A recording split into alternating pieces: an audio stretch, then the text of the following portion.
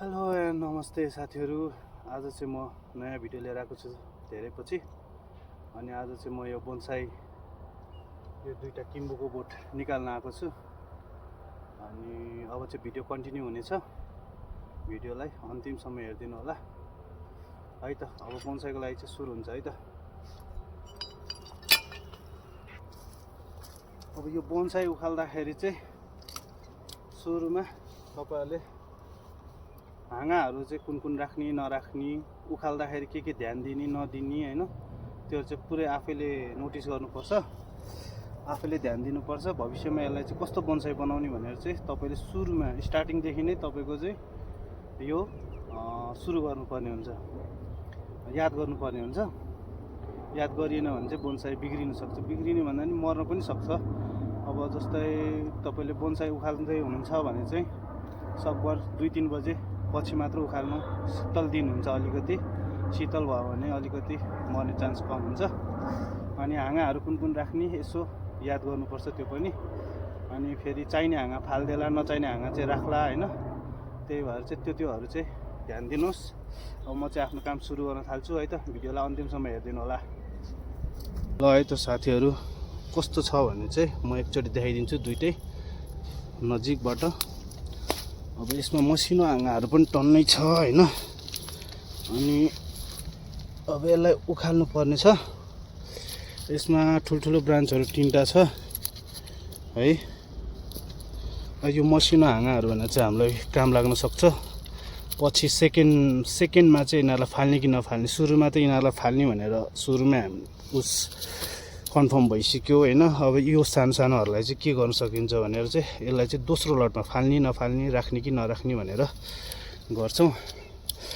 त्यसपछि अर्को छ, यो छ है। अब यसको हाइट पनि जमिनबाट धेरै माथि छैन, यो हाँगालाई राख्न सकिन्छ। अनि बाँकी अरू बच्चाहरू पनि सानो ब्रान्चेसहरू एकदम आइरहेको छ। यिनीहरूलाई नि राख्ने कि नराख्ने भिडियोको अन्तिमसम्म हेर्नु होला, कस्तो बन्छ है त। ल सुरु गरौँ है त साथीहरू।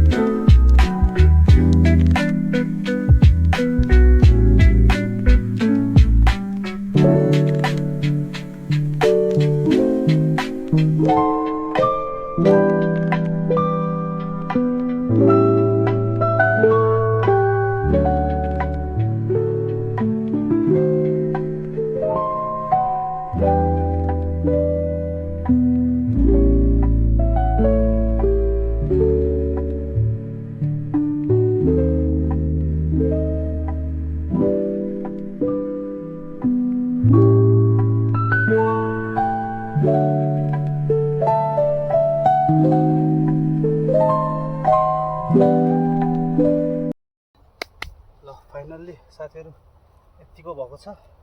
रुटहरू पनि एकदम राम्रो छ है। यो रुटहरू एकदम निकाल्न सक्यो भने चाहिँ राम्रो ब्युटी देखिन्छ। हेरौँ कतिको हुन्छ। म तपाईहरुलाई नजिकबाट एकचोटि देखाउँछु है त।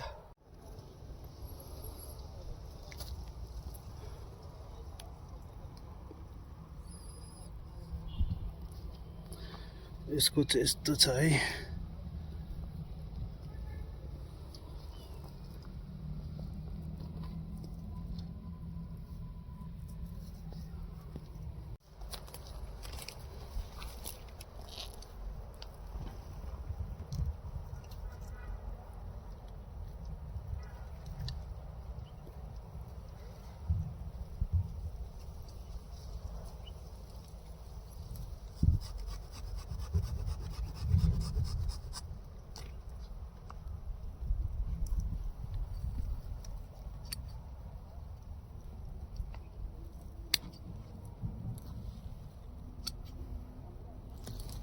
ल फाइनल्ली साथीहरू मन चाहिँ झिकेँ। यस्तो छ यो।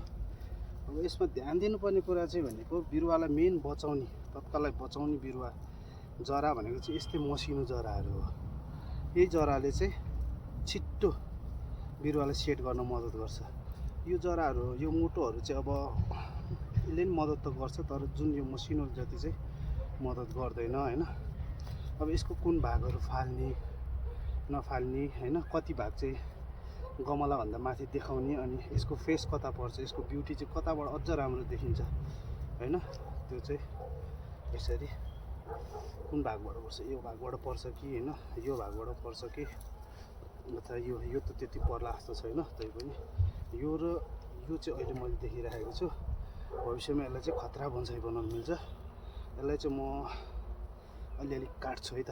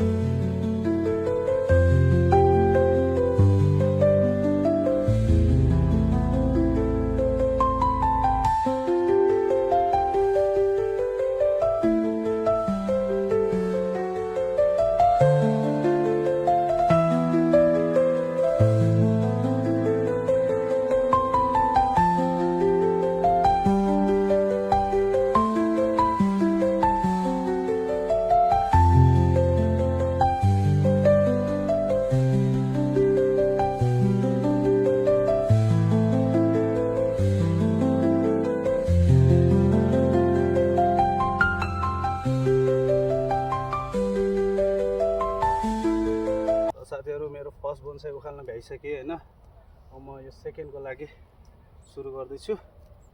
तपाईँहरूलाई म कस्तो हुन्छ हेर्छु है त।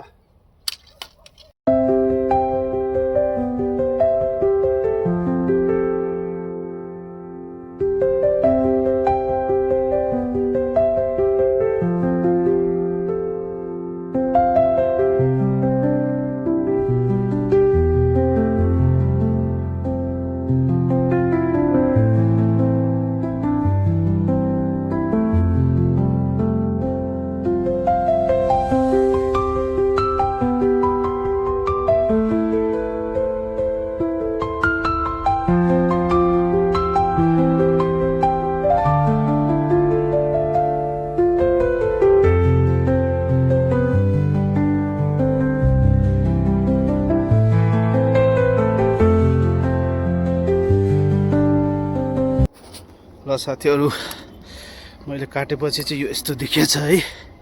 अघि सुरुमा कस्तो थियो होइन,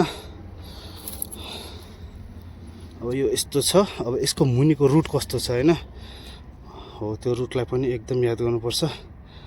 अब केही गरी यो ठुटो बढी अग्लो लाग्यो भने, रुट खन्दाखेरि बढी अग्लो लाग्यो भने चाहिँ म यहाँनिर काटेर फालिदिन्छु, यसलाई डेभलप गर्छु होइन। अब हेरौँ कस्तो हुन्छ है त।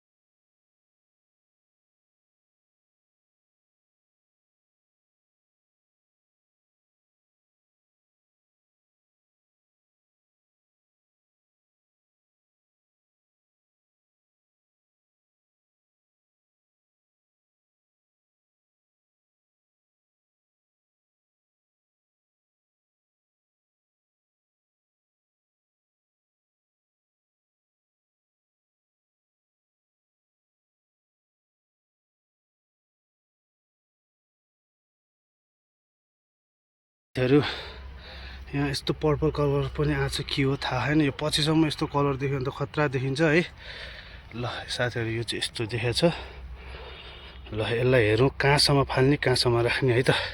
साथीहरू यतिको छ, यतिको अग्लो राख्यो भने पनि बवाल त बवाल देखिन्छ जस्तो छ है। तर फेरि गमलामा यो जराहरू सबै अटाउँदैन, सबै अटाउन पनि सकिँदैन होइन। त्यसकारण यसलाई पहिलो कुरो बचाउनको लागि काम गरौँ।